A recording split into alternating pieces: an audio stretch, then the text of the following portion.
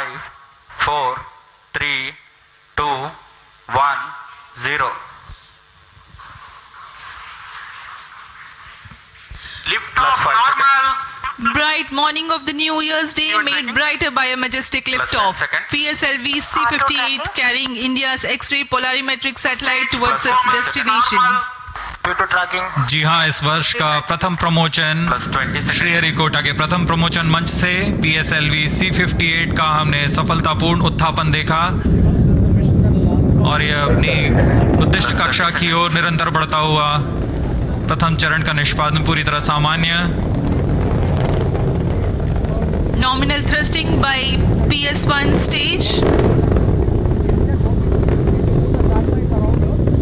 Nominal burn time for the strap-ons is 70 seconds and the core motor for 109 seconds. इस समय यान अपने अधिकतम गतिक दाब से गुजरता हुआ। प्रथम चरण का कुल प्रज्वलन काल 110 सेकंड का होगा। तत्पश्चात इसे यान से पृथक कर दिया जाएगा। Sharp tracking station currently tracking the flight. Ground lead strap-on separated. दोनों स्ट्रैप-ऑन्स को यान से पृथक कर दिया गया है तथा कोर बूस्टर अभी भी प्रज्वलित है। Presently the core S139 motor alone thrusting. The strap-ons have been separated. Normal.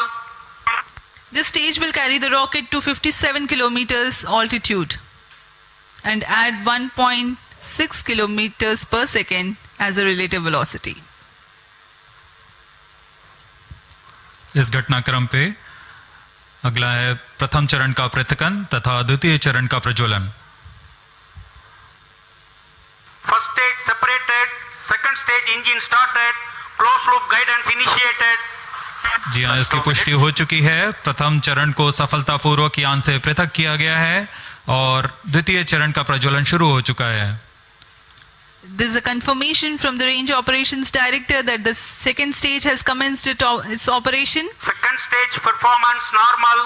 And as the altitude right now is almost at the verge of the dense atmosphere, closed loop guidance has been initiated. The next flight event is eagerly awaited.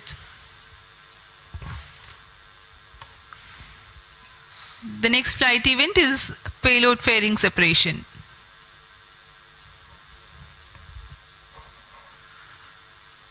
द्वितीय चरण का निष्पादन सामान्य है। इसका कार्यकाल 152 second का होगा और इस दौरान यह कुल 800 किलोन्यूटन का प्रणोद उत्पन्न कर यान को उद्दिष्ट दिशा की। तो श्रीहरिकोटा स्पेस सेंटर से लाइव तस्वीरों और देखें 21 मिनट का वक्त होगा जब ये पूरी अपनी फ्लाइट को कवर करेगा। 650 किलोमीटर की ऊंचाई तक का सफर तय किया जाएगा। डॉक्टर सीएम नौटियाल जो अंतरिक्ष वैज्ञानिक है हमारे साथ जुड़ गए और साथ ही आलोक कुमार झा अंतरिक्ष वैज्ञानिक इस वक्त हमारे साथ कनेक्ट हो चुके हैं। डॉक्टर सीएम नौटियाल साहब, मैं सबसे पहले आपके पास आ रहा हूं, कितनी बड़ी कामयाबी के तौर पर आप इसे देख रहे हैं? पहला दिन, नए साल का आगाज आज इस लॉन्चिंग के साथ। वर्तमान में विकास। हाँ, ये हमारे देश के लिए बहुत बड़ी उपलब्धि है और इस तरह का कोई एक्सपेरिमेंट सक्सेसफुली करने वाले हम अमेरिका के बाद दूसरे देश होंगे। एक्सरेज का अध्ययन बहुत महत्वपूर्ण है क्योंकि इनसे हमें ब्लैक होल्स के बारे में पता चलता है, क्योंकि एक्सरेज उस समय निकलती हैं जब मटेरियल जो है ब्लैक होल्स में जाता है और हमें और बहुत सारी चीजों के बारे में पता चलेगा, न्यूट्रॉन स्टार्स के बारे में, पल्सर्स के बारे में, क्योंकि हम इसमें जो एक्सरेज हैं उनके एंगल के बारे में और उनके पोलराइजेशन के एंगल के बारे में और दूसरे गुणों के बारे में हमें पता चलेगा। तो हमें इससे बहुत एस्ट्रोनॉमिकल फील्ड की जहां तक बात है बहुत बड़ी ये उपलब्धि हमारे लिए होगी। और हम लोग जो अमेरिका ने 2 से लेके 30 केवी तक की एनर्जी की रेंज में एक्सरेज का अध्ययन किया है, हम उसको कॉम्प्लीमेंट भी कर रहे होंगे।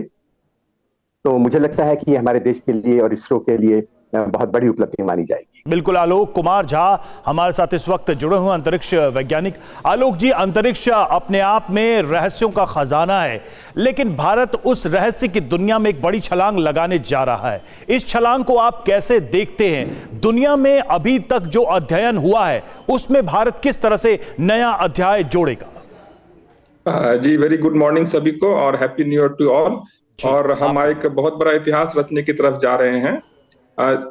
नासा का भी जो एक चंद्रा एक्सरे ऑब्जर्वेटरी है वो भी उन्होंने पहले लॉन्च किया हुआ, बहुत पावरफुल उनके पास भी टेलीस्कोप है।